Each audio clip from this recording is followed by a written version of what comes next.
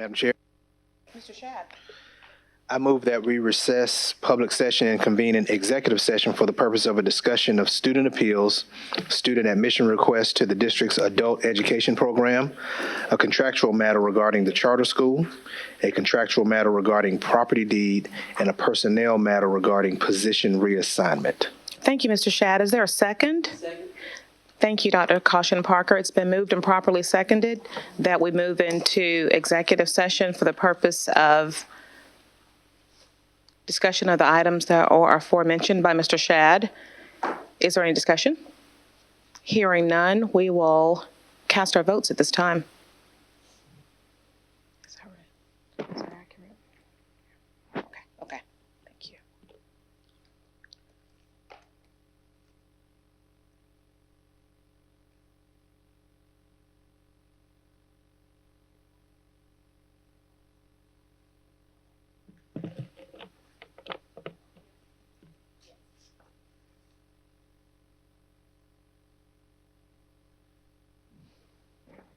By a vote of 7-0, the motion unanimously carries, and we will move into executive session at this time. Good evening. Welcome to the June 11th, 2019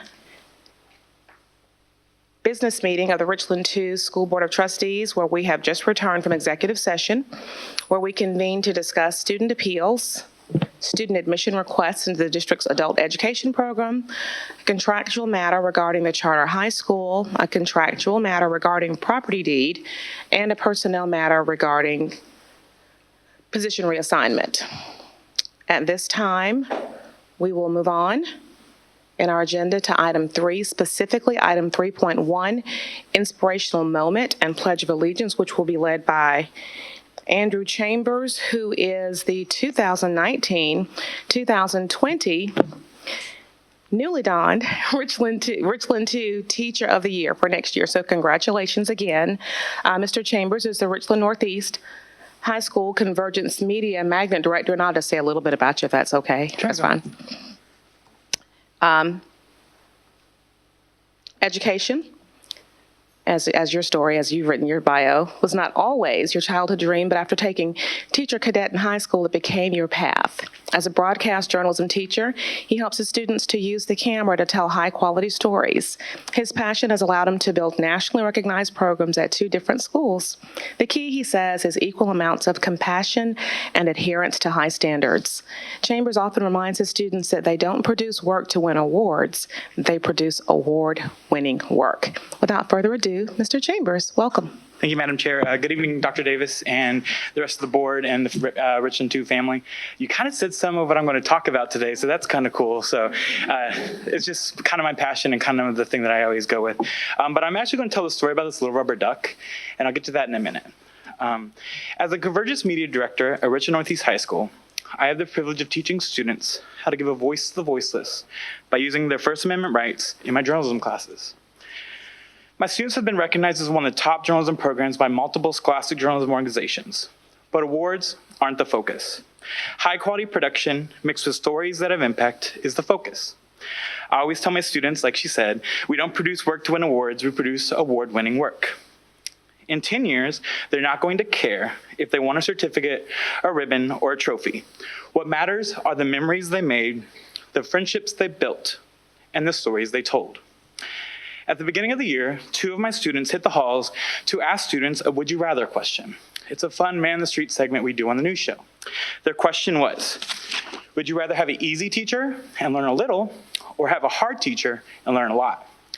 You may be surprised, but the majority of students chose the harder teacher. Students value high expectations. In Convergence Media, I uphold these highest expectations, and my students strive to meet them. This could make you think that my classroom is kind of boring or serious, but it's actually the opposite. I'm a self-proclaimed video nerd, and that shows in everything that I do with my students.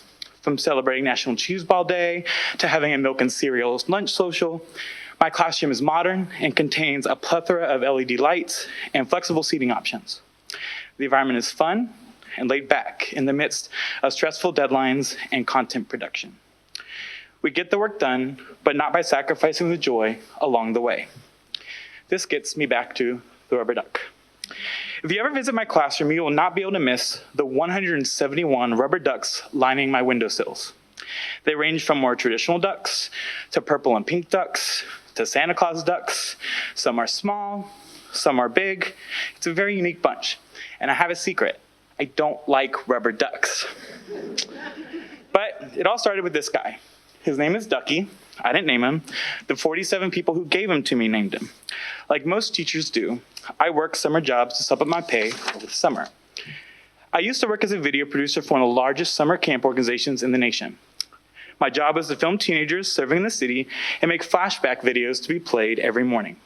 I repeated the process every week. The staff at the camp became a family.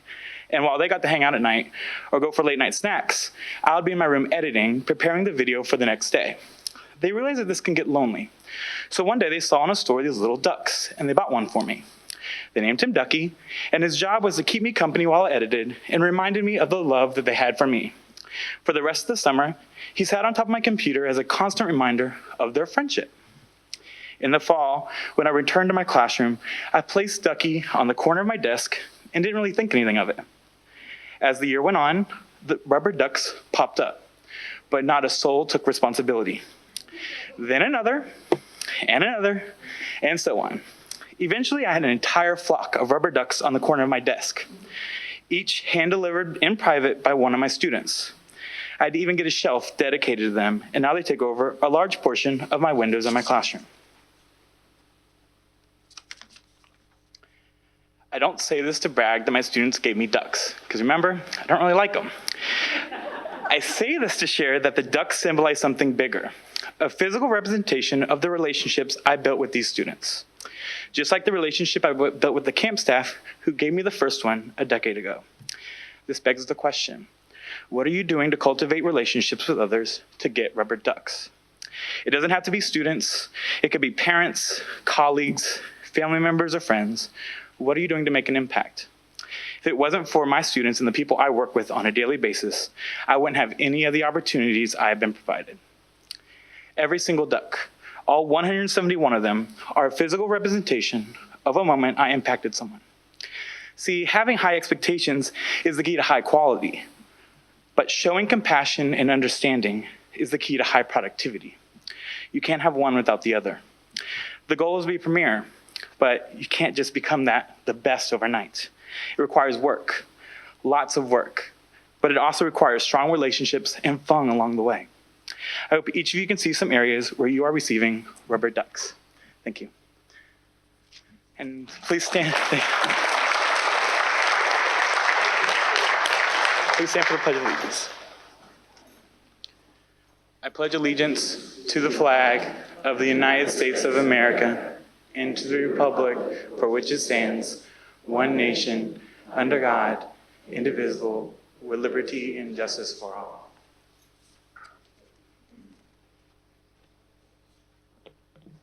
Thank you, Mr. Chambers. We appreciate your story. We get the work done, but not by sacrificing joy along the way. We appreciate that. Thank you for sharing with us this evening. Next, we're moving right along in our agenda to item 4, specifically item 4.1, approval of the current agenda. If we could get a motion. Madam Chair, Mr. Manning. I move to approve the agenda for the June 11, 2019 meeting. Thank you, Mr. Manning. Is there a second? Thank you, Mr. Shadd. It's been moved and properly seconded. Is there any discussion? Hearing none, we'll call for the question at this time.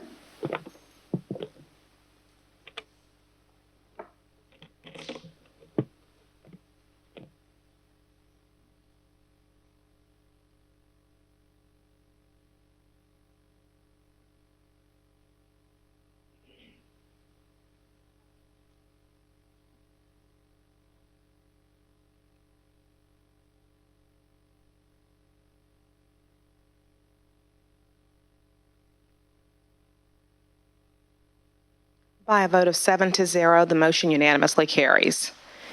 Next, we'll move on to item 5, specifically 5.1, special recognitions. Dr. Davis. Thank you, Madam Chair. Madam Chair, members of the board, We have before us this evening, Ms. Libby Ruth will share our special recognitions for the June 11, 2019 school board meeting. Ms. Ruth. Thank you, Dr. Davis, and Chair Mackey, and board members. Thank you so much for this opportunity. Dr. Costa Parker, in your space, good. We appreciate our parents and community members with us tonight to help us celebrate our students, teachers, and schools. We, of course, ended the school year with a big bang because, as you can tell, we are still packed full of accolades, which is a wonderful, wonderful thing. I want to point out, just to take a moment, that we recognize at the board meeting, what we recognize at the board meeting is certainly not all of the awards that our students receive. Here, we focus on state and national awards. Otherwise, this is all we would do if we went beyond that.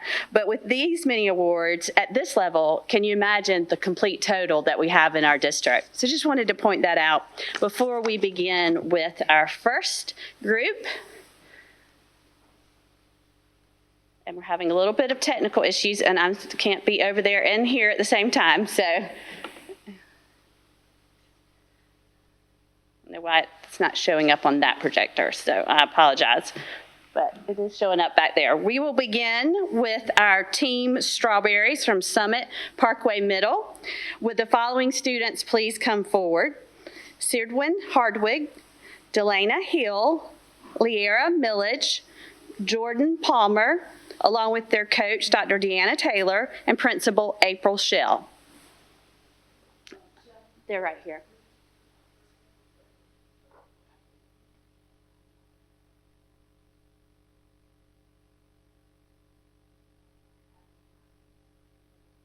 Thank you.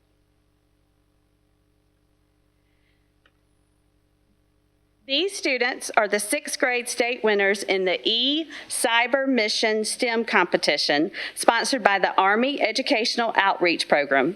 E-Cyber Mission is a web-based science, technology, engineering, and mathematics STEM competition for students in grades 6 through 9. Students are challenged to explore how STEM works in their world while working as a team to solve problems in their community. The Summit Parkway Strawberries team, which I just love that team name, won first place by designing a water bottle that could filter pollution and provide drinkable water to communities that have polluted drinking water. Not only did they win the top state prize for 6th grade, but they also received a $1,000 U.S. savings bond. Congratulations, Summit Parkway Strawberries.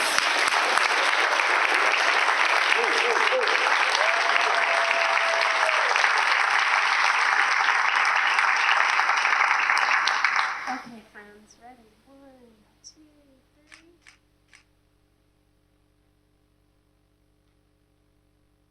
Congratulations.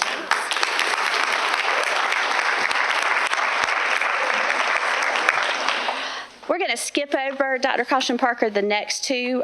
We're having some traffic and car trouble for our Ridgeview folks, so we're going to skip over them and move on, and we'll come back to them. So now we're moving on to our South Carolina Baseball Coaches Association Award winners, and we have members of the Blythewood High School baseball team, so if they would come forward. John Lanier and Josh Cohen. Zach Bales could not be with us tonight, I believe. Is that correct? And we also want to ask Coach Banks Faulkner to please join us up front, and Principal Matt Sherman.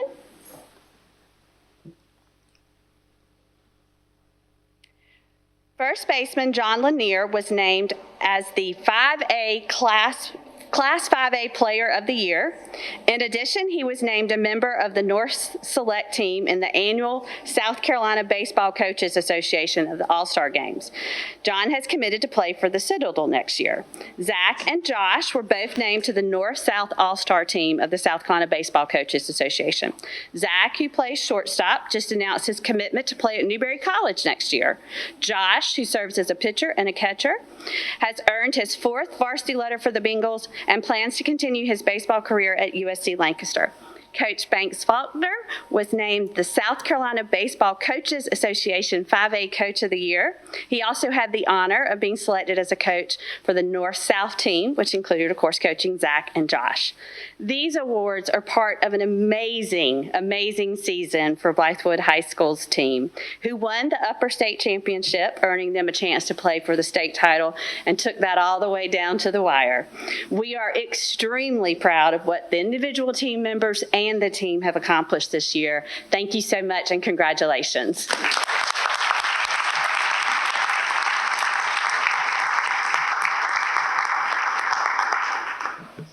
Ms. Ruth, if I can interject for people who are trying to keep up with the students' names, the projector behind us, the screen behind us is working, as Ms. Ruth said. So if you're looking for their names, I may have to turn around just temporarily.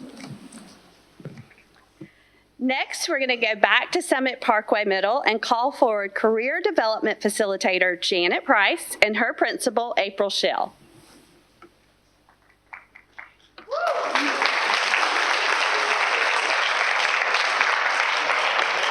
On April 30th, the state treasurer, Curtis Loftus, made a surprise visit to Summit Parkway Middle to surprise Ms. Price with the 2019 Future Scholar Financial Literacy Program Educator of the Year Award. That was a surprise, just getting that long award name. Woo! As part of the school's career exploration studies, Ms. Price teaches a class that allows students to dive into personal finance. As a result, many of the students are using their financial knowledge to save money, and some have discovered a passion that has led them to start their own business to make the money that they will save. It's always great to have a passion for money, I think. In presenting the award, Mr. Loftus said that Ms. Price has a real passion and gift for communicating the value of financial education. And if I could, Mr. Price? I would like for you to be in the picture. I was going to mention that Ms. Price is the better half. I think that's what we said about Mr. Price, our assistant superintendent, and he was going to take the photo. Sixth grade Say congratulations, Ms. Price.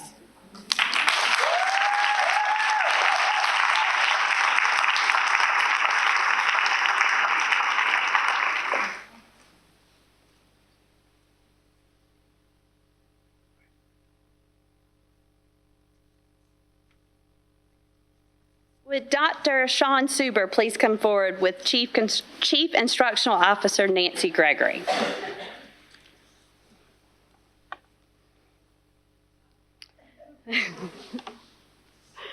The Newberry College Hall of Master Teachers is awarded annually to alumni who demonstrate exemplary dedication, service, and excellence in the field of education. We are very proud that Dr. Suber, who serves as Director of Special Projects and State and Federal Programs, has been added to this prestigious list of outstanding educators. Dr. Suber has been described as a champion for students. He is known as a transformational leader and strives to help others grow in the profession. While serving as principal of Condor Elementary, he led the school to an excellent report card ratings and reduced discipline referrals. He has been sought after to present to other principals on how to create a positive climate and culture. One of Dr. Suber's former teachers calls Dr. Suber a passionate leader who sets a high bar for excellence in all students. He has a natural talent for bringing out greatness in children and providing them with a wealth of educational gifts. So it is not surprising at all that he is now a member of Newberry College's Hall of Master Teachers. Congratulations.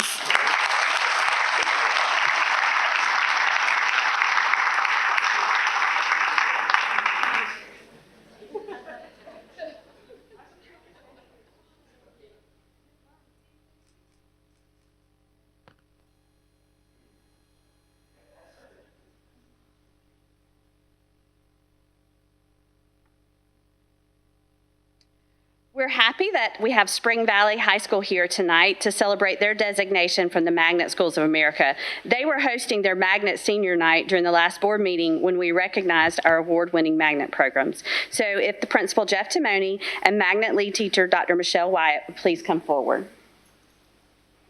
The Discovery and Explorations Magnet programs at Spring Valley received the Magnet School of Excellence Award. These are given to only a select group of magnet schools that have demonstrated the highest level of excellence in all facets of the Merit Award application. We congratulate Spring Valley on winning this award, and I believe this is not the first time that y'all have received this award. Yes, a tradition of excellence at Spring Valley. Congratulations.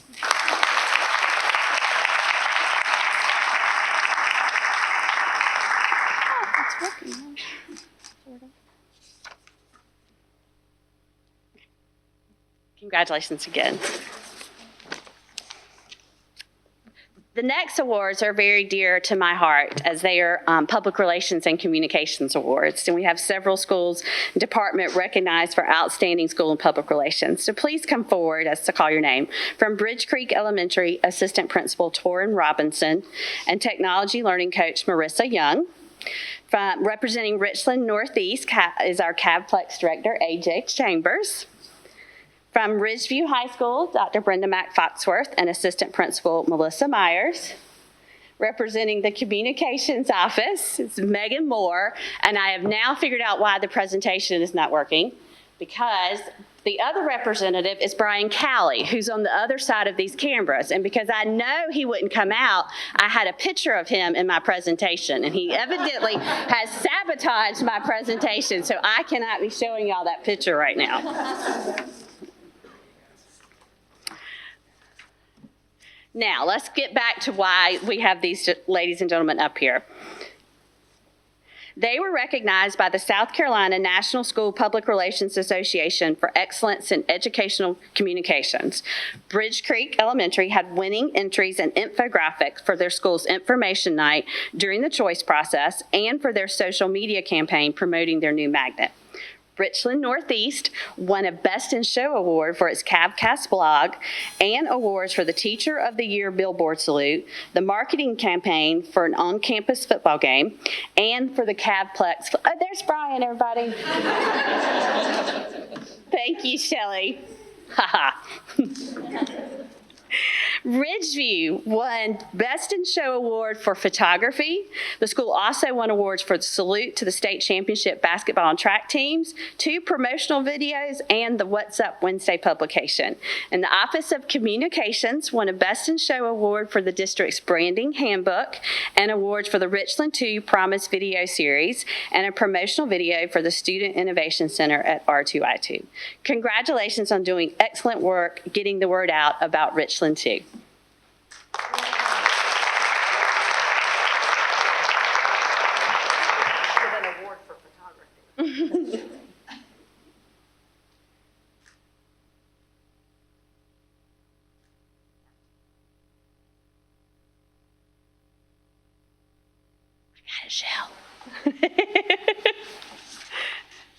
Now let's meet some amazing band directors who have worked hard to establish award-winning band programs at their school.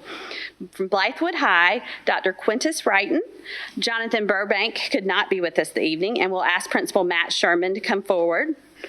From Dent Middle, Christopher Patterson and Principal Tamala Ashford. From E.L. Wright Middle, Band Director Emily Schweikert and Principal Melinda Taylor. Kelly Mill Middle's Leah Turner could not be with us tonight, but Brian Wargle is here with Principal Mark Sims. And Ridgeview High's Dustin King and Principal Dr. Brenda Mack Foxworth. Come on back up, sorry.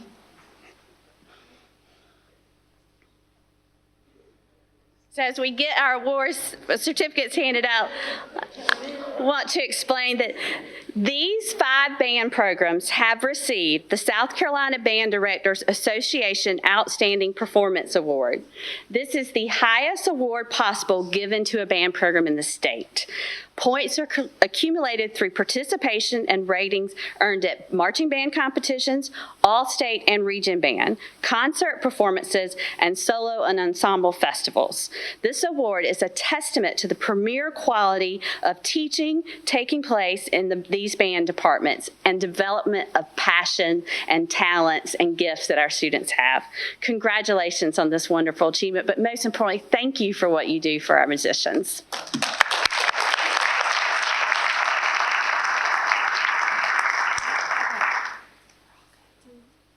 It's a family, so we're going to have to get real close, okay? All right. Let's see.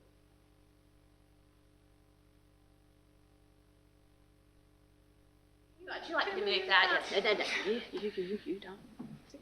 The wheels, I could. I know, but still.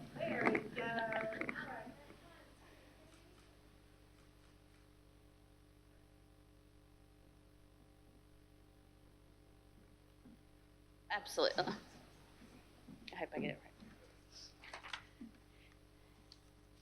Now, I'm going to go back. I think we have our Ridgeview, most of our Ridgeview people here. So we're going to go back and, excuse me just a second, back to Chastity Thomas, Dr. Caution Parker. So we have Chastity Thomas from Ridgeview High School. Actually could not make it, but her mother, Charlonda Thomas, said she could be here, or her brother, Chase Thomas. Dr. Mac Foxworth, you want to come up here with this future blazer?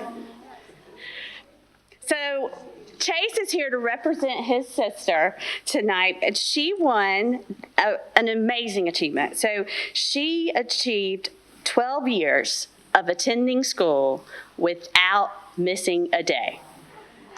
Clap. Now, you got big shoes to fill, Chase.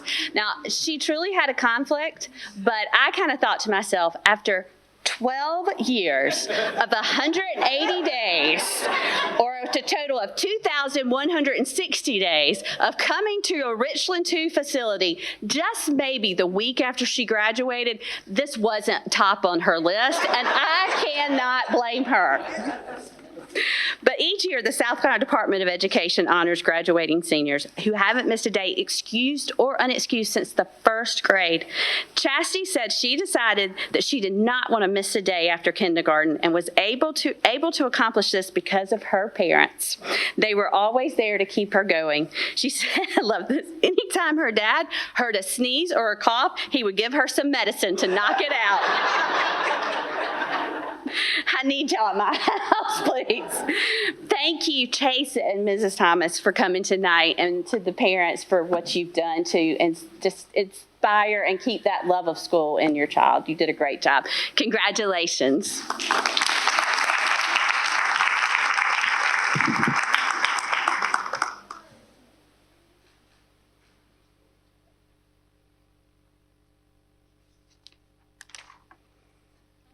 Dr. Mike Foxworth, sorry.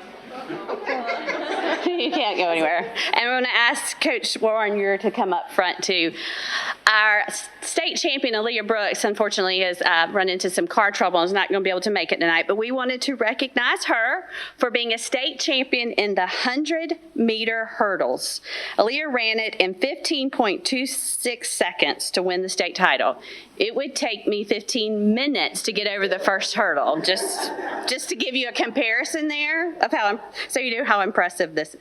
Aaliyah has been a solid member of the Ridgeview track and field team for many years, was part of the state champion 4x400 relay team in the past. We understand that she was going to be on the track at Winthrop next year, and we wish her all the best, and congratulations.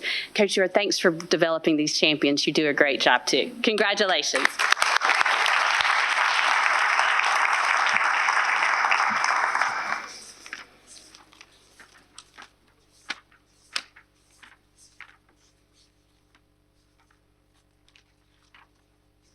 Just making sure that I didn't skip over somebody before I move on to our last one, which is going to be a special presentation. If I could ask Mary Beth Branham from LS3P and Paige Carlton from Thompson Turner to come forward. They have a special presentation to make to Jackson Creek Elementary. And Dr. Sabina Masso-Taylor and Assistant Principal DeAndre Richardson, if y'all want to come up front. Board, we're going to let her make the presentation, then we're going to bring you all up front for the photograph. And Mr. Will Anderson, Executive Director of Operations, can make his way up front too. And I turn it over to y'all. Thank you so much, Libby, and good evening. We're so thrilled to be back here again. I'm Mary Beth Branham with LS3P, and we are here to talk about a fabulous project that we and Thompson Turner were involved with, which is your Jackson Creek Elementary School. And it was such a pleasure. It was a team effort with all of these individuals you see up front. It was a fabulous project to be part of. And we've been recognized, actually, I've been here before with another award, but we've actually received 2 other awards that we wanted to present this evening. One is from the Learning by Design magazine, which I think you may have an excerpt on the table there. But this is a magazine that really exemplifies great learning environments. And so we won a merit award, and we were in this magazine and published, and you see the copy of that. And we have also a little plaque to give to Ms. Sabina Mosso-Taylor. And we also won a wonderful award from the association that we've been here before to talk about, which is the Association for Learning Environments.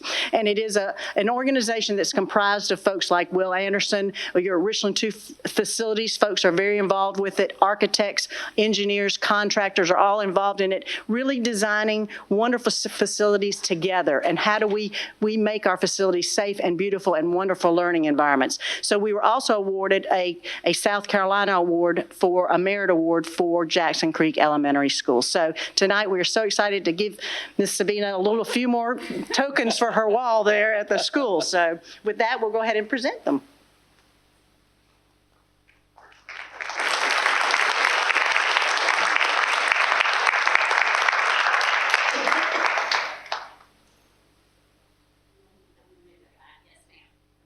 So we'll get the board in place, and there's more up here.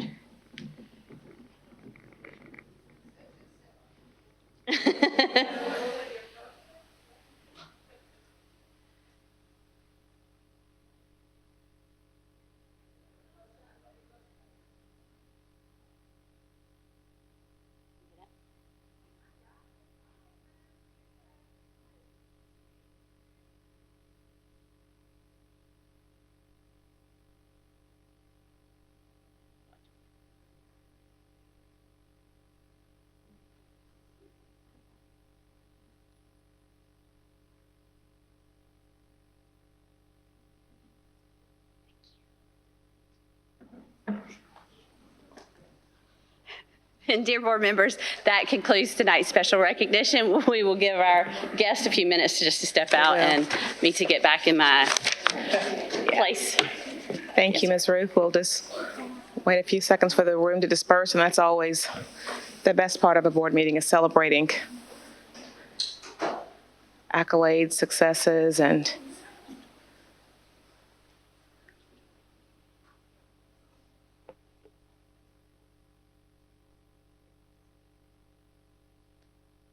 now that the room is cleared, we've moved on to item 6, specifically item 6, our consent agenda. And if we could receive a motion at this time to approve our consent agenda for this evening. Madam Chair, Mr. Manning. I make a motion that we approve the consent agenda as provided for the June 11, 2019 meeting. Thank you, Mr. Manning. Is there a second? Thank you, Mr. Shad. It's been moved and properly seconded. Is there any discussion? Hearing none, we'll call for the question at this time.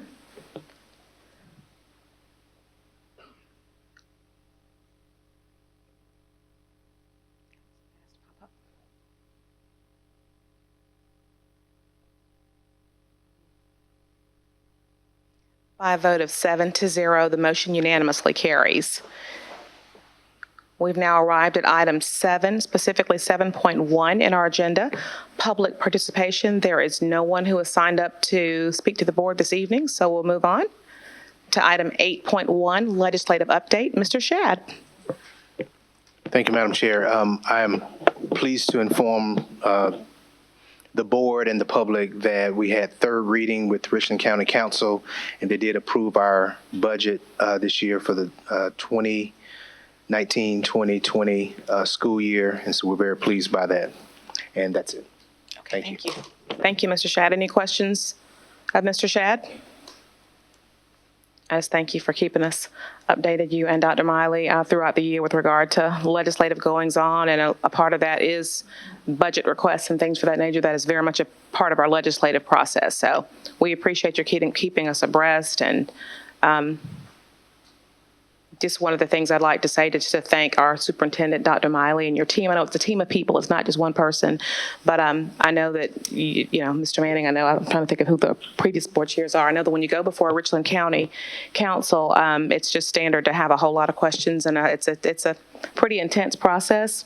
But I'm just very thankful that I don't think we got much or any intense grilling this year, and we were able to get our budget approved expeditiously without any questions or concerns to speak up. I think they may have asked for our enrollment, our student enrollment, and but we just appreciate that. It's a big part of what makes the district literally function. So we just appreciate all the people who are at the table to make that process seamless. It's a lot of work that goes into it, and I know a team of people, and I just don't want that to go unsaid. I appreciate that. Mr. Shad? Madam Chair, thank you so much. I appreciate you reminding me of that as well.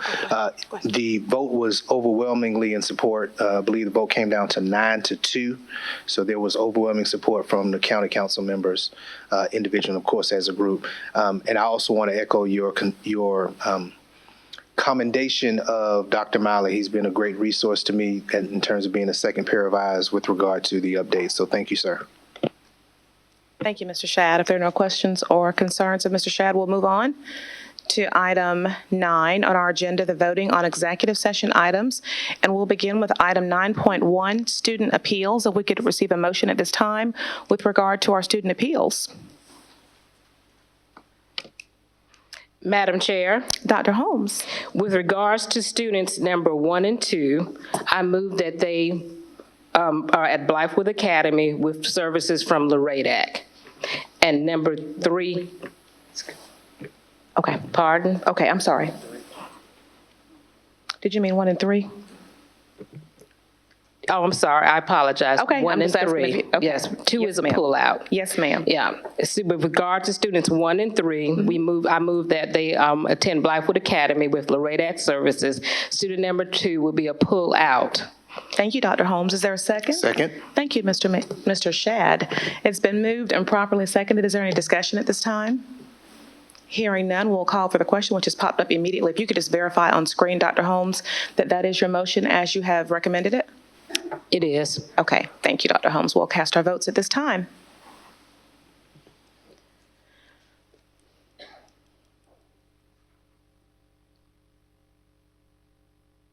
By a vote of 7-0, the motion unanimously carries.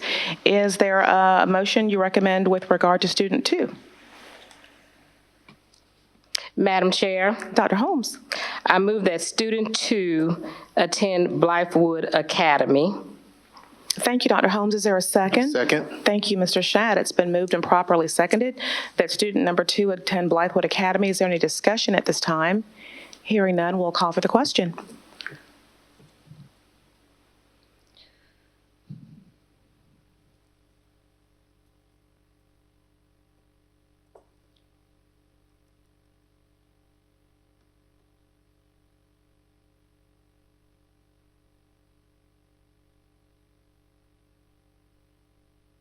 By a vote of 4-3, the motion carries. Do you have a recommendation with regard to student admission requests to the Adult Education Center? Madam Chair, Dr. Holmes. there will be a pull-out on student 1, but the recommendation is for student 2 and 3 to have admission into the adult education program. Thank you, Dr. Holmes. Is there a second? Thank you, Mr. Shad. It's been moved and properly seconded that students 2 and 3 be admitted to the district's adult education program. If there's any, is there any discussion? Hearing none, we'll call for the question. Actually, it's already popped up. Dr. Holmes, can you verify the accuracy of the motion as it appears on screen? It is correct. Thank you, Dr. Holmes. We'll cast our votes at this time.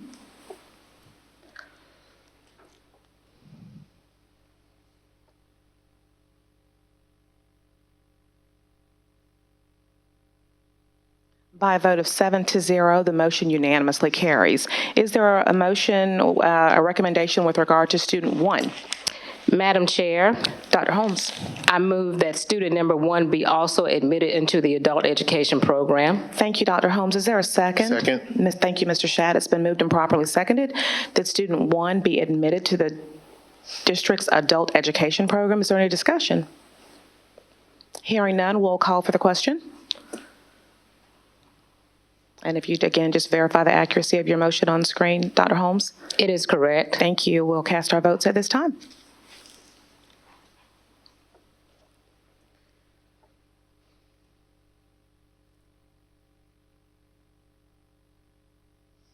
By a vote of 6-1, the motion carries. Thank you, Dr. Holmes. Thank you. Moving on to item 10, old business action requested. Is there a motion? Madam Chair, Mr. Manning. I make a motion. I'm sorry, I'm out of order. Dr. Davis. I need to Excuse give me, you- Mr. I'm Manning, sorry. just as a point of privilege, if the board would allow, the first policy that we have before you for approval is policy EEAG. We were asked to take that policy to FAC. We did take this policy to FAC as outlined in your board brief. We've had a lengthy discussion about the transportation policy and have not come to a consensus on what that policy should say or should not say. And we're asking the board for further continuance or continue to postpone the revision of this policy until we had an opportunity to present it before FAC again in our September meeting. Thank you, Dr. Davis. Madam Chair. Mr. Manning. With that, I would like to make the motion that we approve policy revision GCR, non-school employment of professional staff, policy revision GCRD, tutoring for pay, policy revision GCI, professional staff development, policy revision GCG, part-time and substitute professional staff employment, policy revision GCKA, support staff reduction in force/pro rata reduction in salary and/or workdays, policy revision GCMD, instructional staff extra duty, policy revision GCNA, supervision of instructional staff, and policy revision GCO, evaluation of administrative staff as presented. Thank you, Mr. Manning. Is there a second? Thank you, Mr. Shad. The motion has been made and properly seconded that items 10.2 through 10.9 be approved. Is there any discussion with regard to those policies at this time? Dr. Elkins-Johnson? Just one discussion. I wish that we can do the policies individually so we can really take time to do that. It would still go as quickly instead of lumping them together, because if we have concerns, we're going to have to go back individually and have comments on each one. So No, you can do that, though. Whatever you have questions or comments about, you can feel free to address at this Right. time. Feel free to do so. Madam Chair, Mrs. Agostini? I have concerns with two of the policies that we have. First of all, with Okay. GCR. I would like to offer an amendment to GCR for the tutoring for pay to remove from the, I've got to find out, I'm sorry, where it states, but to remove on-school premises from GCRD. I'm sorry. A teacher may not tutor any student for pay during his or her regular working hours or on school premises. I would like to see on-school premises removed. And I apologize, Ms. Agostini, I was actually at the first policy you mentioned. I've just gotten there. Can you repeat that if you don't mind? GCRD, I'm there now. And I just took off or went back to the other one, but it says. The second- is a it the teacher second may- paragraph? It's the second paragraph. A teacher may not tutor any student for pay during his regular working hours or on school premises. I would like the words on or on school premises removed. Mrs. Ruth?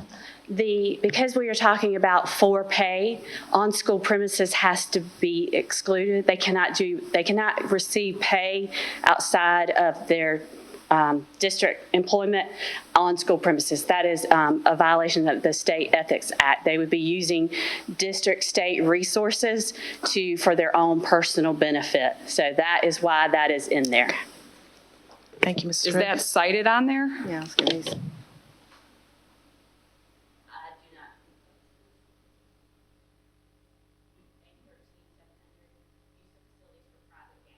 Okay, thank you. Thank you, Mrs. Ruth, for your explanation. Does that address your concern, Mrs. Agostini? Madam Chair, Dr. Holmes? then could we possibly add that they would be able to use this building, the R2I2 building, because the common area is an area that is a public area? If I'm not mistaken, I think that it's a public space, I though. thought that was It- added in there. I know It's added on the other policy. policy. So we were looking for consistency by Consistent. adding it to this particular policy also. Okay. Sir, I believe Thank you, Dr. Can't Holmes. remember all of the work on these. It's okay, Libby. I believe that was meant to get added back in there anyway, so. So we're going to add that back onto this one, If we need correct? to make a friendly amendment, I'm not sure how y'all want to do that, but Okay. that does make sense. Do you wish to make a friendly Thank you. amendment? Dr. Holmes? Sure. Okay. I'd like to make a friendly amendment that we add the use of R2I2 back onto this particular policy. Mr. Manning, do you accept the friendly amendment?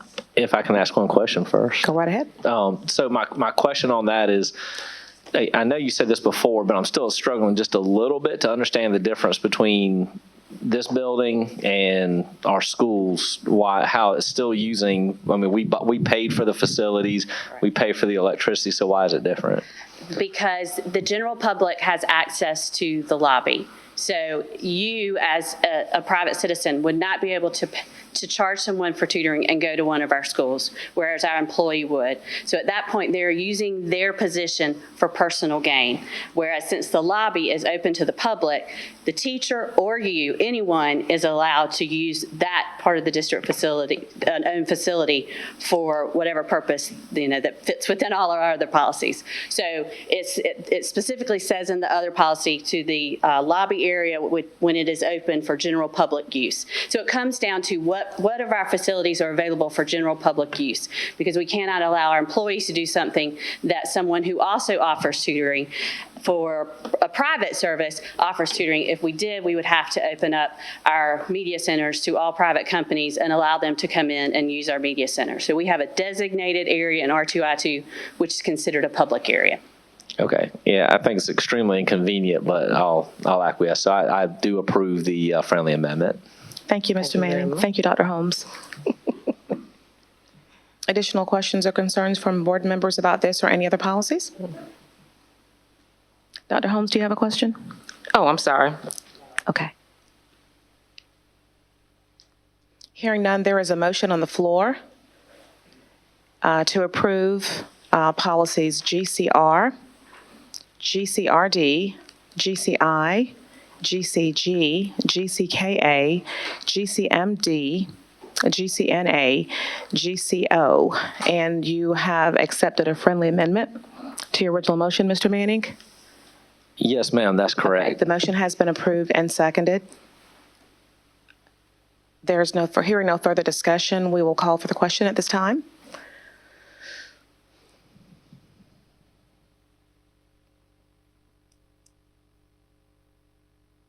And if you would just, Mr. Manning, if you could, and Dr. Holmes, since you've asked for the amendment, if you all could just verify the accuracy of the motion as you all have presented on screen before we cast our votes, that would be great.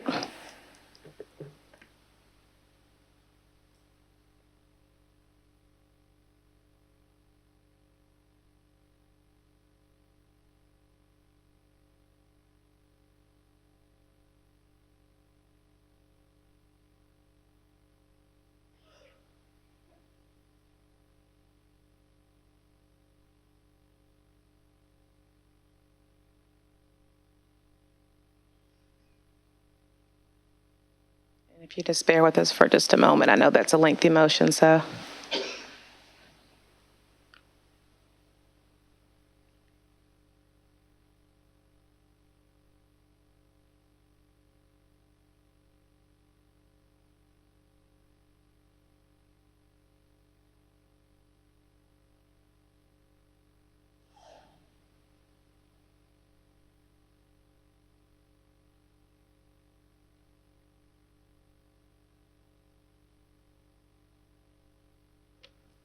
Madam Chair, Mr. Manning, while we're waiting on that, can I ask about the policy that we're not addressing tonight? Do we need to do something with that formally? we will need to make a motion with regard to that policy. We will. Okay, all right. Yes. If you could verify the motion on screen.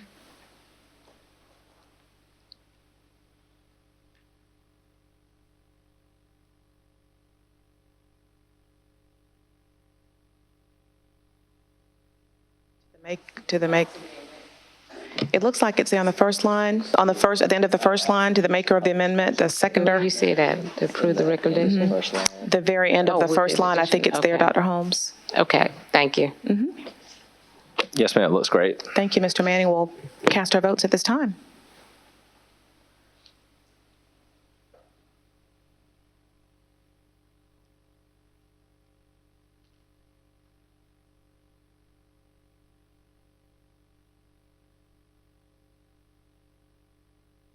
By a vote of 7-0, the motion unanimously carries, and we will need to entertain a motion with regard to policy EEAG, student transportation and private vehicles. Madam Chair, Mr. Shad, I move with regard to policy revision EEAG, student transportation in private vehicles, that it be postponed to no sooner than September 1, 2019.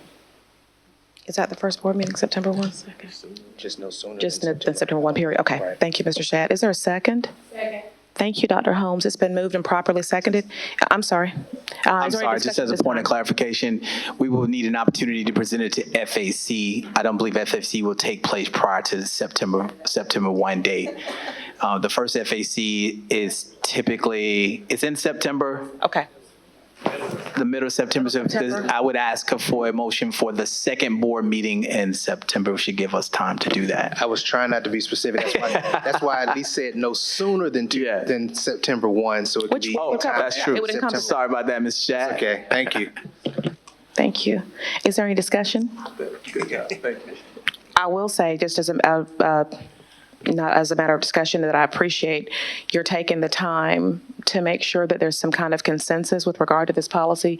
You could very easily have presented it tonight, just to make sure that you've acquiesced to our deadline, but I appreciate you taking the time to make sure that you have some consensus and that it makes sense for, it's in the best interest for all parties concerned, so I appreciate that.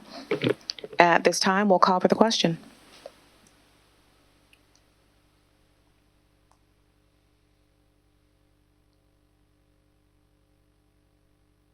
Is it, okay, because I just pressed yes without asking you, I'm sorry. Cast my vote, rather. Do you have all of our votes recorded, Mrs. Sherman?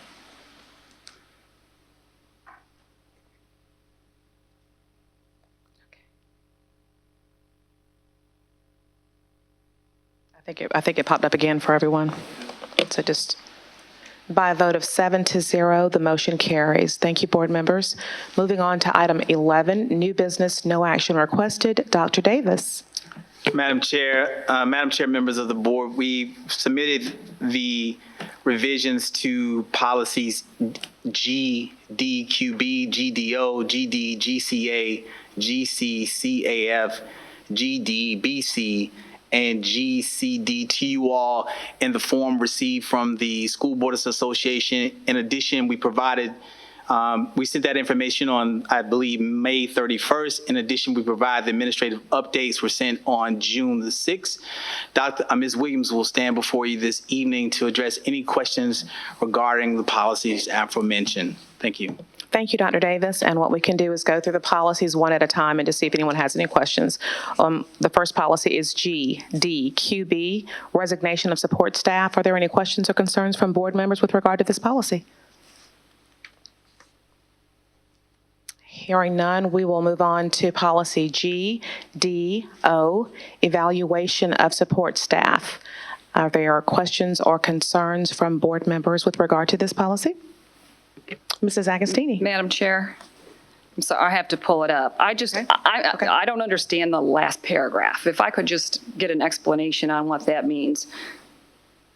And And the last, specifically, is that the one that's starting with the evaluation system for support staff? Right, and Okay. most specifically, I guess, the sentence, neither the substance nor the content of the evaluation will be subject to the grievance process. It cannot be grieved. So a performance evaluation is not a grievable matter. Okay. Yes, ma'am. That can't be presented in a grievance process. Correct. That is correct. Okay. Does that answer your question, Mrs. Agostini? It does, thank you. Additional questions or concerns with regard to this policy? Hearing none, we'll move on to policy GD, support/classified staff. Questions or concerns from board members? Hearing none, we will move on to policy GCA, professional staff academic leave. Questions or concerns from board members? Dr. Elkins-Johnson. Yes.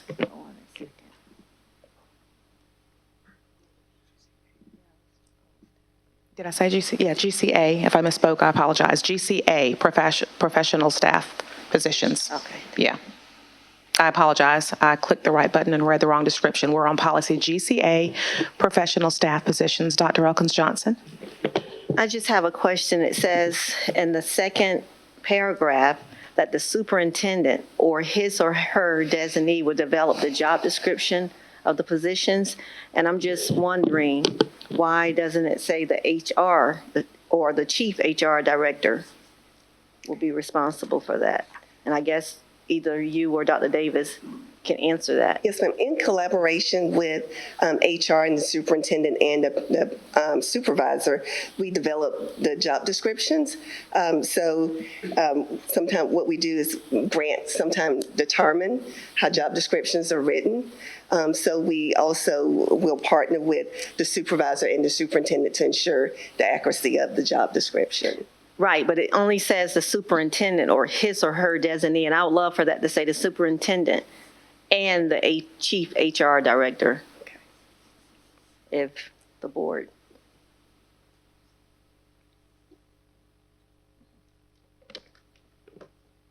Dr. Caution Parker. Madam Chair, I'm not sure, but don't we have someone else with HR that handles all the support staff, Yes, ma'am. job descriptions, and,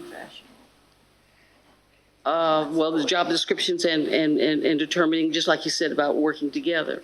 But there is someone else there that is over that. The That collaboration. reports directly to you. Yes, ma'am. Ms. Batchelder is our job description expert. So we rely heavily on her to partner with the supervisors to develop the job description to make sure that we are adhering to federal and state law. Now, does she run them through you before? Yes, ma'am. They are all approved. I read all of them prior to them being posted. That's why I would love to see the chief HR director, because it's run through the chief HR director and the superintendent. So I would love to Mr. see Shad. that added. Okay. Madam Chair. Mr. Shad.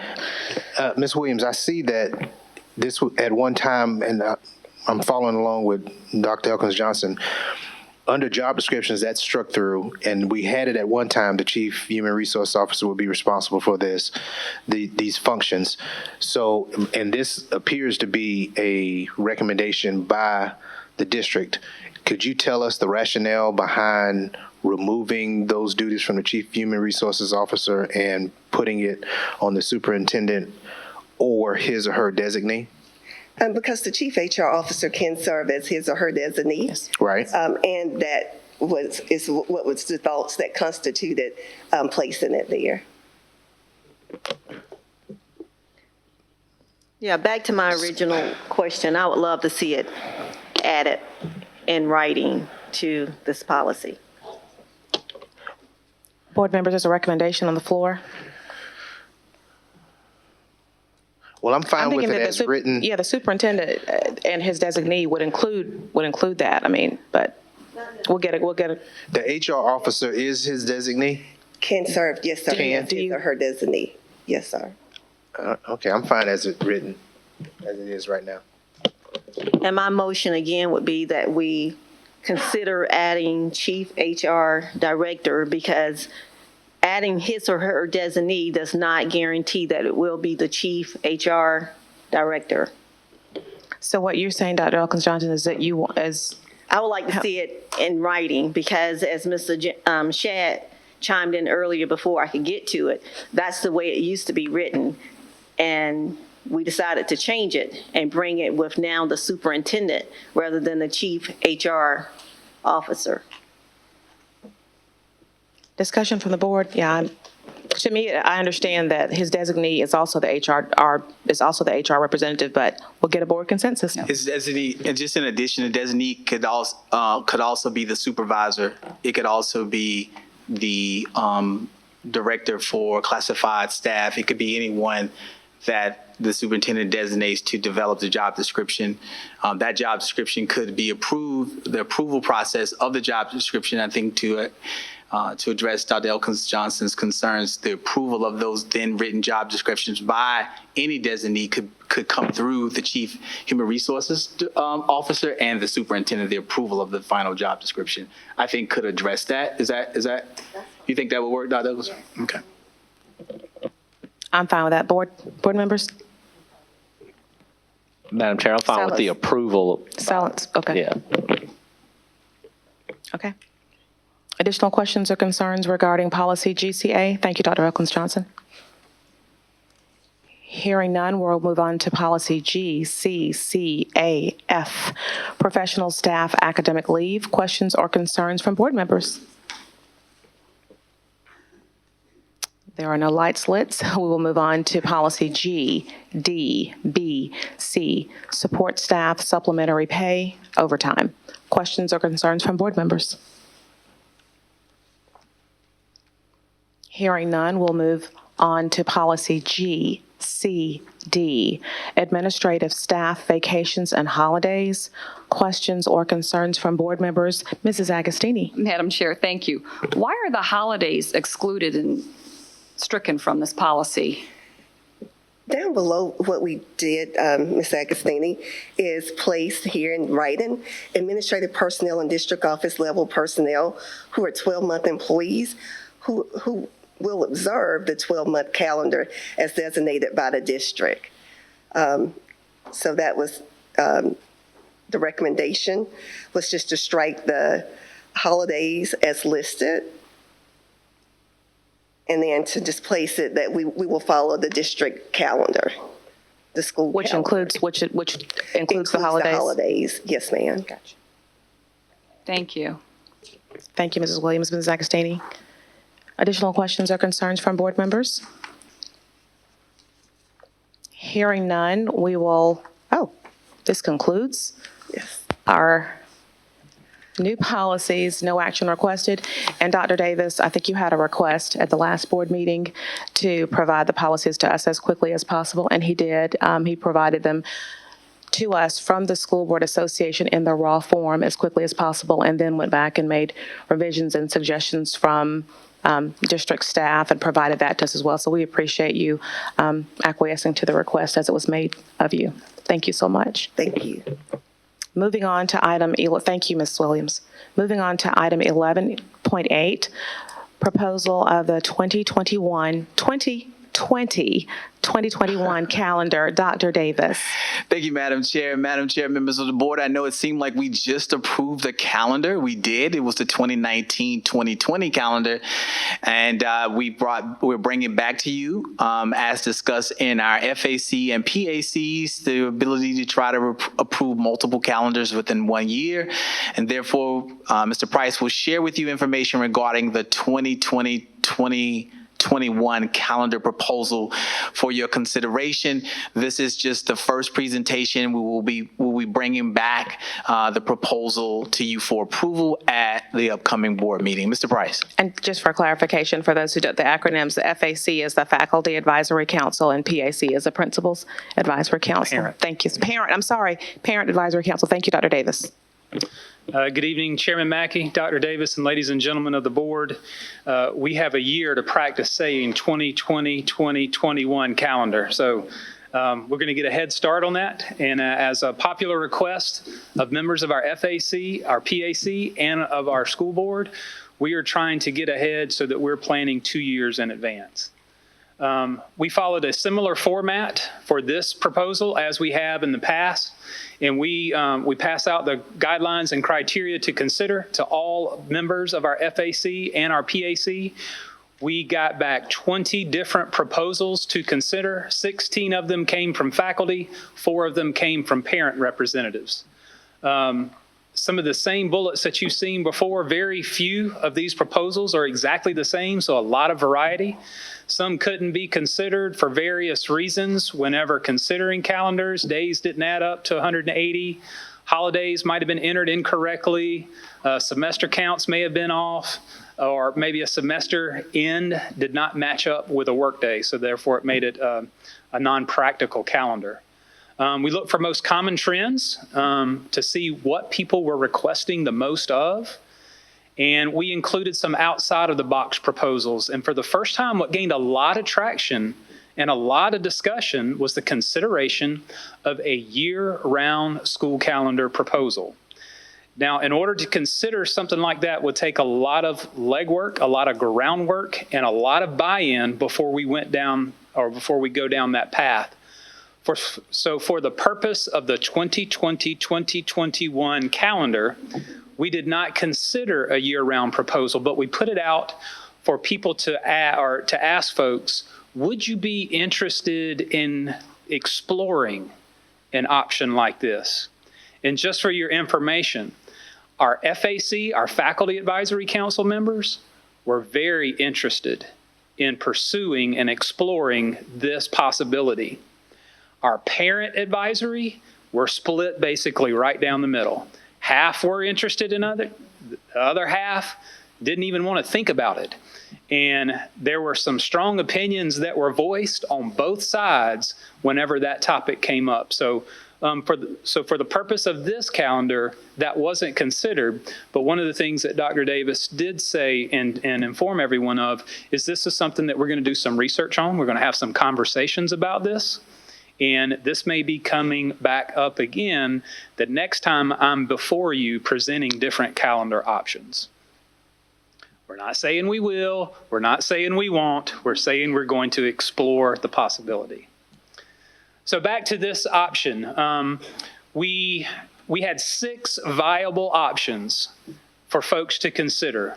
And we sent those 6 options out to our FAC and our PAC so that they could review them ahead of time. And then when they had their monthly meeting, they were asked to come back and be prepared to vote on their favorite. And so you can see that of those 6 different options, we've got them broken down by the number of votes that they received. ES are elementary school reps, MS is middle school reps, HS high school reps, and then parents, of course, are parent reps. So that you can see the totals for the different options. And the 2 options that kind of ran away with the most interest were options 3 and options 4, with option 4 doubling the second most popular option. So we took option 3 and we took option 4 and we renamed them option A and option B, and we sent them out in a survey to all employees and all parents in Richland 2. And we also got in touch with our school principals and we had them make it available for parents who didn't have email access, Dr. Elkins Johnson's a request from our last proposal, and we had it available for those who didn't have access to email. So we gave everybody a chance to submit their votes, and here are our results from the votes sent out to everyone. If you could click on that link for me, Ms. Roof. Fingers crossed that it works.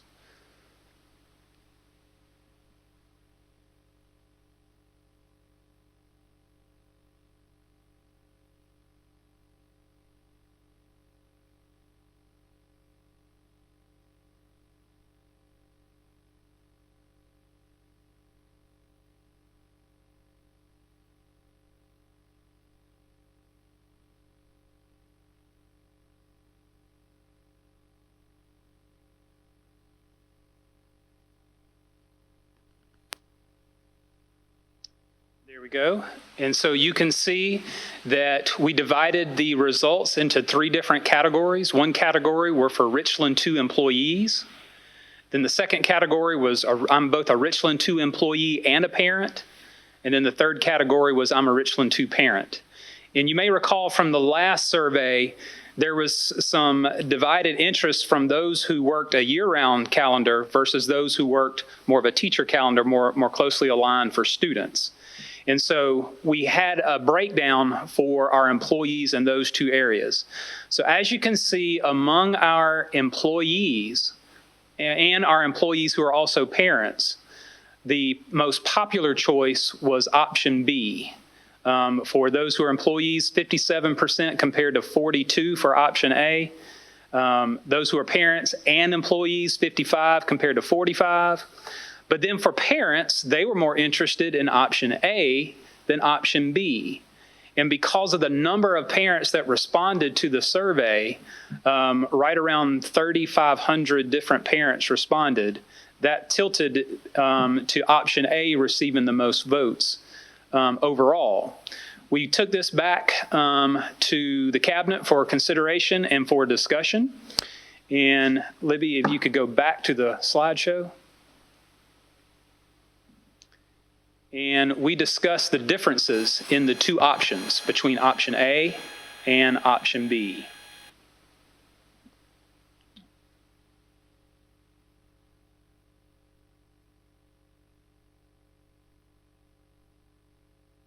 So here they are. With option A, this was the one that was more popular with parents. Option B was more popular with employees. They both had 5 work days before the first day of school. Option A had the first day of school on a Monday. Option B, the first day of school on a Wednesday. Option A, there was 1 teacher workday and a holiday for students in October. Option B, there were 2 holidays for students. We had our teacher workday, which was traditionally used as a district in-service day on October 22nd, and then a holiday for teachers and students on October 23rd, so it kind of turned that into a long weekend. Option A had a 2-day Thanksgiving break. Option B had a 3-day Thanksgiving break. Both options had the same 10 days for winter break.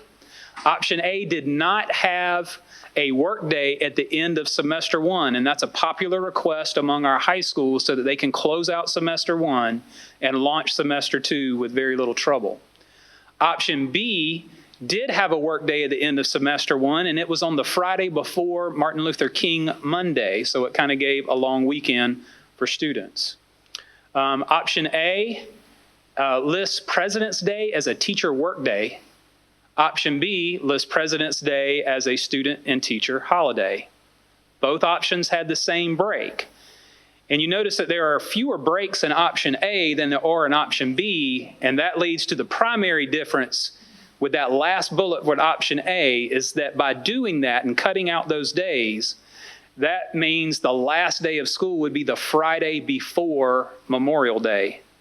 Whereas the other one, the last day of school, would be the Friday after Memorial Day. So you can cut out some of those breaks and start on a Monday instead of a Wednesday, and you can get out before Memorial Day, which is important to a lot of people, but it comes with some cost. It comes with the cost of those breaks that are important to our teachers and our staff and to our students if you ask them. The final bullet on option B is not an issue with option A and the final teacher workday because of how the 190 days fall would mean the teacher workday would be on a Saturday. We haven't done that in a few years, but it was an option on this, and it's more popular to wrap it up on that Saturday rather than having folks come back on Monday to finish up on the following Monday. So as a result of all of that and all of the discussion and the result of the surveys from our FAC and our PAC, and for our survey sent out to everybody, the superintendent's office brings forth to you our recommendation for option B, which was option 4. And Libby, if you could click on that again, it'll give you a visual.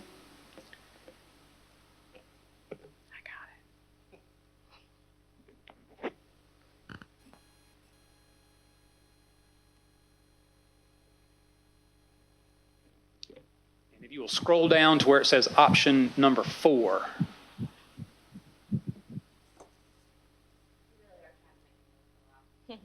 Testing your technology abilities. So there's a visual for the calendar that's being proposed. And that completes the presentation, and I'll be happy to answer any questions that you may have. Yes, Dr. Caution Parker. A little bit of history here, since I'm probably the oldest one in this room. Steve Hefner almost lost his job over year-round school. I don't know if Nancy might remember, James Ann, I think you probably remember. When we opened Rice Creek, and that was in the early 90s, it was supposed to be a year-round school. The community went crazy. And so did the teachers, and so did the administrators, and so did our board at that time. So he was told never to ever bring it back up again if he wanted to keep his job. So this is in public session. I'm going to call him when I go home tonight because we stay in touch, and I'm going to let him know what came up this evening. I think it's wonderful. My 2 cents worth. Thank you. Thank you, Dr. Caution Parker. Mr. Manning? We love our superintendent, so if that's the decree, we'll... So that speaks to the progress we've made over the years to be able to broach that. Mr. Manning? Madam Chair, number 1, I think Libby still has a permanent smile on her face because it's not in her department anymore. Yeah. Wow. Yeah, and Mr. Price, so I know some of the school districts, because we have the whole makeup day issue, and I think some of the school districts are addressing that with an e-learning or online opportunity. Can you address that and whether that's a possibility, and if so, how does that affect the calendar? Yes, sir. Thank you for asking that question. As actually a very popular question among our FAC and our PAC representatives. Last year, the EOC and the State Department of Education started a pilot with 5 different school districts around the state.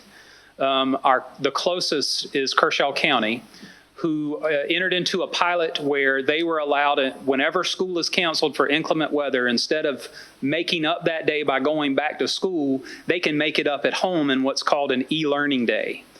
Since our last school board meeting, we learned that the EOC is going to expand that pilot.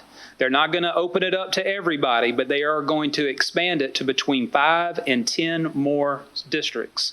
And we have received an application, and Dr. Davis has asked for us to move forward with that application.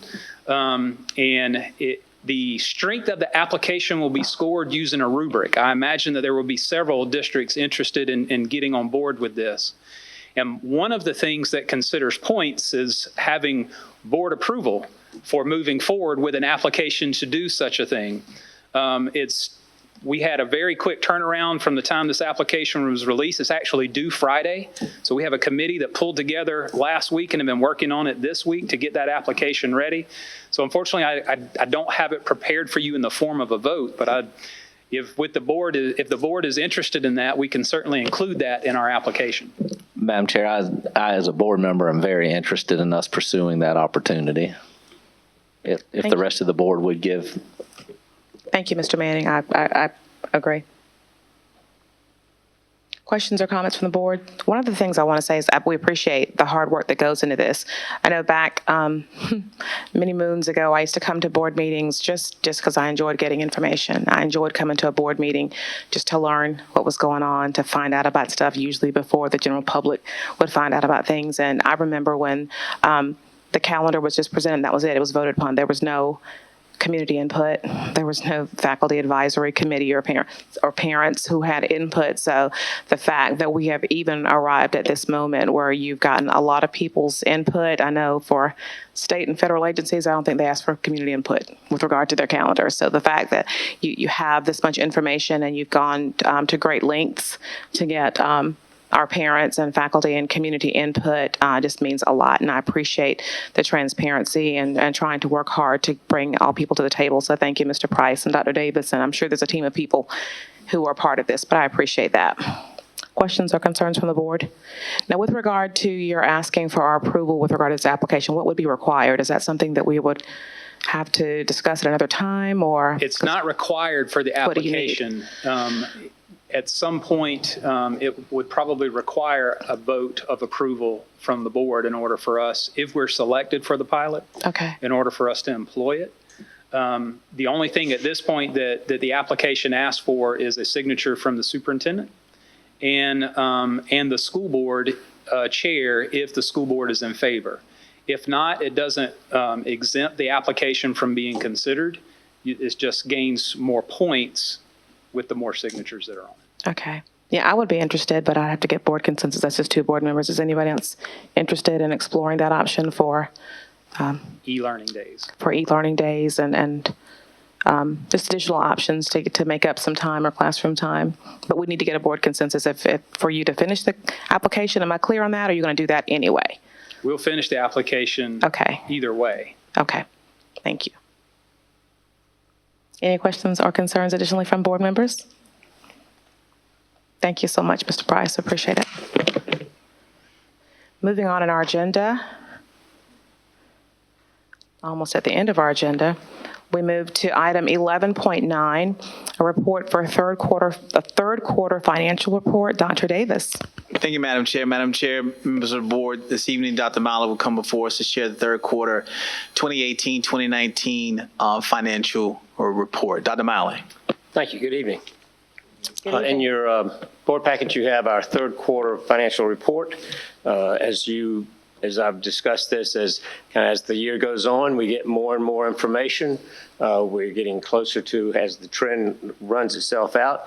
I wanted to give you an indication of where we stand relative to other years. I think it's a good way to look at in terms of our revenues, because they do come in different streams and different timing. But our revenues so far are right on target. 77.4% of our total revenues were received by March 31st. That is exactly 77.4% is exactly the last 5-year average. So we're right on trend in terms of timing, in terms of our revenues. Our expenditures to date, our total expenditures are 65.3%. That is slightly below our 5-year trend. Our 5-year trend is about 68.4%. Do you want it on screen, Dr. Miley, or no? Did you want it on screen or no? We have it. Okay. It's okay. I'm just asking if you wanted to have it on screen. We have it. We have the report. Yes, we have the report. I'll be glad. I think we have it there. If it works, yes. Okay. It Good deal. does. Thank you so much. Thank you, Ms. Libby.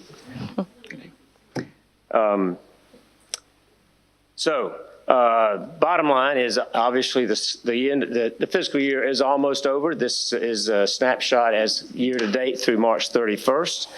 We are right on trend. Our real analysis, of course, is at the end of the year financial audit, which is done through the course of August and September, October. We'll return that into the state by December 1st. That gives us the real picture, because of things do flow differently in terms of revenues and expenditures.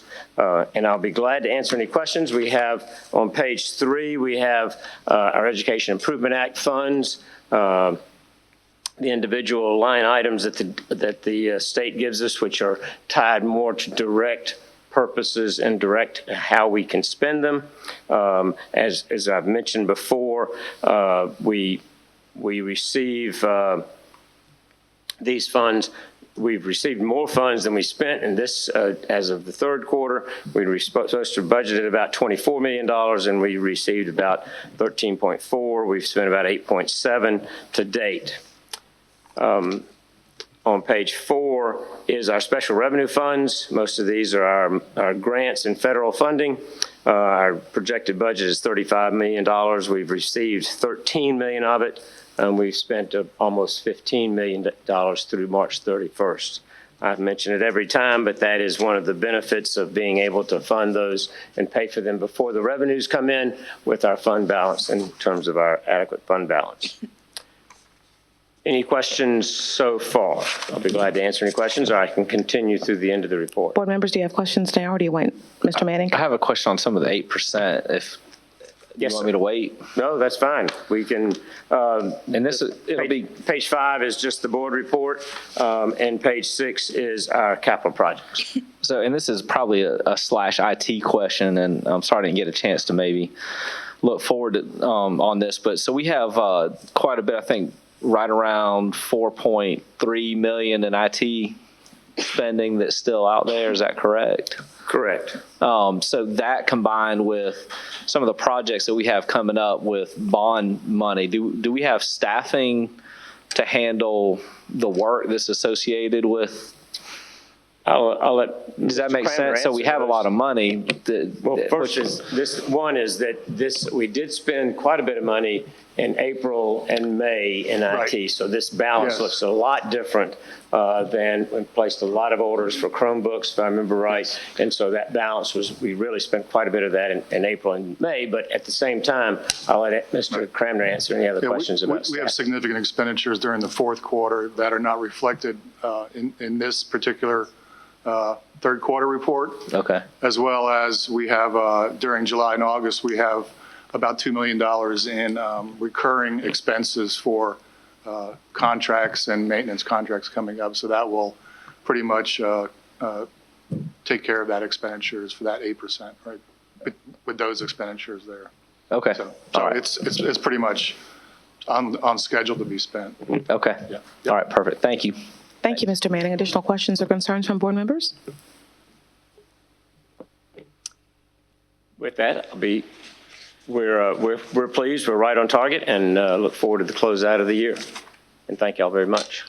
Thank you, Dr. Miley. And again, we thank you for the plethora of information you provide with us. Not just you, I know it's a team effort, but we appreciate you're giving us regular updates when we ask for them, and when we don't, you still have them. I do have a question about, and this maybe not the time, and I didn't think to ask beforehand, or I would have. Minority vendors, is that something that we are going to get an update periodically on? Not today, but is that something that we're going to just monitor too and see where we are with minority vendors as well, maybe in the future? Okay.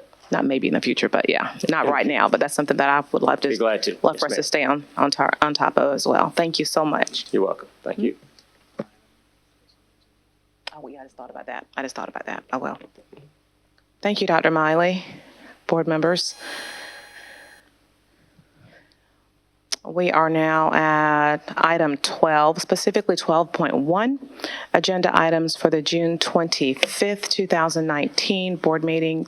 Dr. Davis. Thank you, Madam Chair. Madam Chair, members of the board, you have before you in your board documents a copy of the June 25th, 2019 agenda. You will see that we are calling for order and executive session to begin at 5:30 and public session to begin at 6:30. In executive session items, we will cover student appeals, should there be any, student admission requests to adult education, should there be any. We'll bring back before you contractual matters regarding the charter high school, and then we will enter into public session at 6:30, where we'll have our inspirational moment, ask for the approval of the agenda, ask for the approval of the consent agenda. We'll have public participation and legislative update. Our voting on executive session items, we have our student appeals, student admission requests, as well as the approval of the charter school contract. Under old business, no action requested. We will have the capital improvement updates that we provide for you monthly. In addition to that, our old business action requested, we'll bring before you the policies that we propose to you this evening. Those policies are GDQB, GDO, GD, GCA, GCCAF, GDBC, and GCD. This also includes any additions and recommendations that have been agreed upon by the board for your consideration at this board meeting. In addition to that, we'll have the approval of I'm just going to call it the 2021 calendar for your approval as well. We will bring before you new policies. There will be new business, no action requested. These will be brand new policies, and we will get these policies to you ASAP. These policies include the resignation of instructional staff and administrative staff, instructional staff and administrative staff reduction in force, discipline, suspension, and dismissal, professional staff, non-school employment of support staff hiring, support staff vacations and holidays, staff concerns / complaints and grievances. In addition, we have tobacco-free schools, district tobacco use by students, and tobacco-free schools. Those last three policies are policies that were sent to us by the School Board Association, asking that those policies be adopted prior to the start of the school year. So they were added to this slate of proposals. We will have the approval of the July. We will review the July 23rd items for the board, and we will ask for approval of those items. Under new business action requested, we are asking for the approval of English 1 middle / high school credit. This is a change to an existing policy that we have where English 1 is not listed as a credit for high school. We have the nomination of the chair of the Board of Trustees, the nomination of the vice chair of the Board of Trustees, and the nomination of secretary of the Board of Trustees. Public participation 2, Board of Superintendent comments, executive session 2, should there be the need for one, and voting on executive session 2 items, should there be the need for that. In addition to that, we will have our adjournment. And those are the items that are listed for the June 25th board meeting. As a reminder, in the July board meeting, there's just one board meeting in the month of July. Thank you, Madam Chair. Thank you, Dr. Davis. Thank you, Dr. Davis. At this time, we will consider a motion for we'll move on to item 13.1, approval of agenda items for the June 25th, 2019 board meeting. We'll entertain a motion at this time. Madam Chair. Mr. Manning. I move that we approve the agenda for the June 25th, 2019 meeting as presented. Thank you, Mr. Manning. Is there a second? Thank you, Mr. Shadd. It's been moved and properly seconded. Is there any discussion? Madam Chair? Mrs. Agostini. Yeah, I would just like to state for the record, it would be my preference to remove this exercise from our agenda. In the future, we routinely are getting updated emails saying that policies are being added or removed, and it's never consistent. So my preference would be just to wait till the Thursday before the meeting to get the agenda, so that today we're running smoothly on time, but we are spending a lot of time, unnecessary time in some of the marathon meetings going through and approving an agenda that is not the same agenda that we see 2 weeks later. Thank you. Additional discussion from board members? Hearing none, there's a motion on the floor. Dr. Caution Parker. I'm confused. Would you explain that again, Ms. Agostini? Happy to just share that, we've had 6 things added since last week to this new agenda. We've had policy EEAG, GCR, GCRD, contractual property deed, personnel matter, and a financial report added to the agenda that we received today that were not on the draft that we voted on last week. Okay. And then we also had removed the superintendent evaluation that we voted on, should be on the agenda today, which was not on the agenda. So I just think that we could use our time more wisely and not approve this agenda, because these agendas generally are not what we see in 2 weeks. Thank you. Comments from board members? I do know that several of our policies that were added to the agenda were supposed to be added going forward. So there were policies that needed to be added going forward. There are executive session items that had to be discussed tonight so that board members would be abreast. Thank you, Mrs. Agostini. There's a motion on the floor. Is there additional discussion? Hearing none, we'll cast our votes at this time. Oh, mine went away. I think mine went away. If not, I inadvertently hit it too quickly.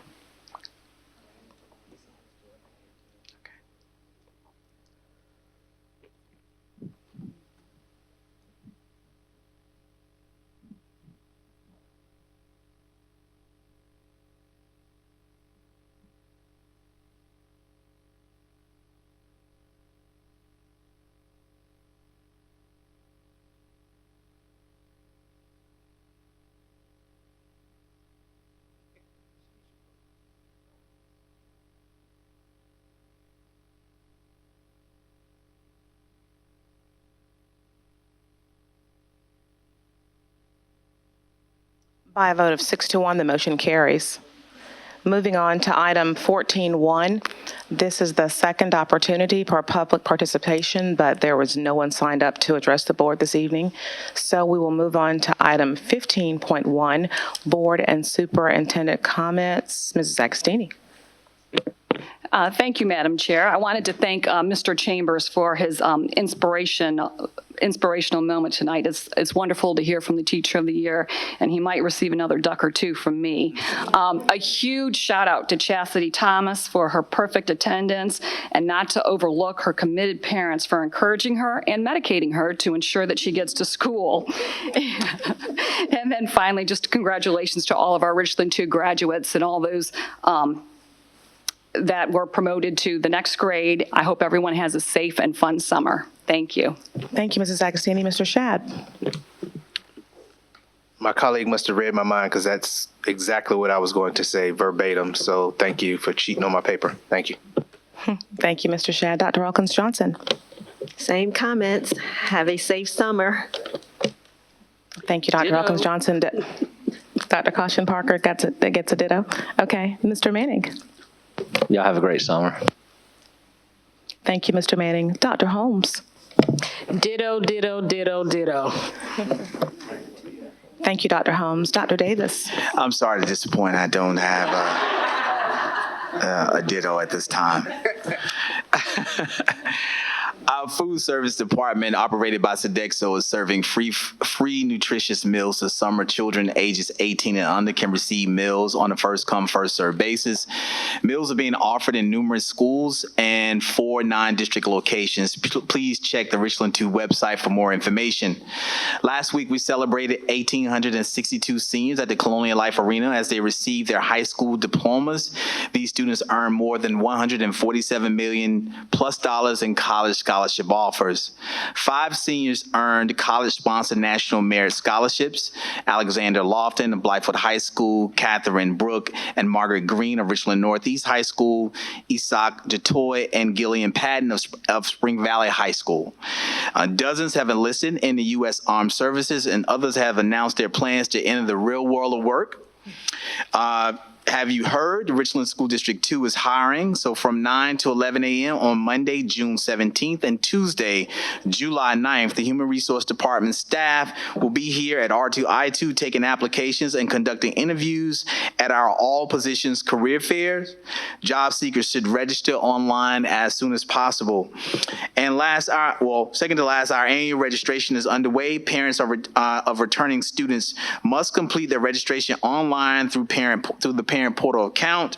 Parents without access to a computer should contact your child's school to schedule an appointment to complete the registration. And Richland School District 2 is operating on a 4-day work week. Schools and offices are open to the public Monday through Thursday from 8 a.m. to 4 p.m. The 5-day work week resumes on Monday, August the 5th, and have a great, relaxing, and productive summer. Thank you, Dr. Davis. Before I start my comments, can we just all take a moment to acknowledge Katina Davis's beautiful pink and green suit, and I think there were shoes and a bow, and just wanted to acknowledge that just because. It's a beautiful suit. Ditto what all of my colleagues have said this evening. I just want to say something. I know that the people who have to be here, as always, thank you. Those who choose to be here, I appreciate it. And as a point of personal privilege, my son is here, who is a Richland 2 graduate, a Blazer specifically, and he is a recent graduate from the University of South Carolina. If you just raise your hand, yeah, we're happy to see you. Thank you for being here. It makes me happy to see my family.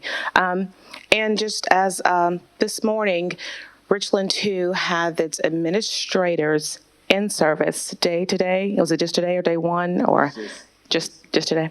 And one of the things that I think that Dr. Davis did a great job and staff members of doing was appreciating staff members and appreciating administrators. And administrators get a lot. Most problems flow up, not down. So as there are questions and concerns and problems, they bubble up to administrators. So that's a lot. They have a lot on their plate. So I know for military personnel who literally put their life on the line for people, whenever we see them, we say, thank you for your service. Nobody asks how they do their job. Nobody makes recommendations as to how they should do it differently or what they should do. People just say, thank you for your service because it gets done. So for our staff members and administrators and teachers and all in Richland 2, thank you for your service. Have a good evening. I'm sorry. We have one more item. That would be item 18.1. At this time, if we could get a motion for adjournment. Madam Chair, I make a motion that we adjourn the meeting. I did. I know, but I had to correct myself. I'm sorry. There's a motion by Dr. Holmes, seconded by Mr. Manning. Hearing no discussion, if there's no opposition, we'll declare the meeting adjourned. Thank you all and have a wonderful evening.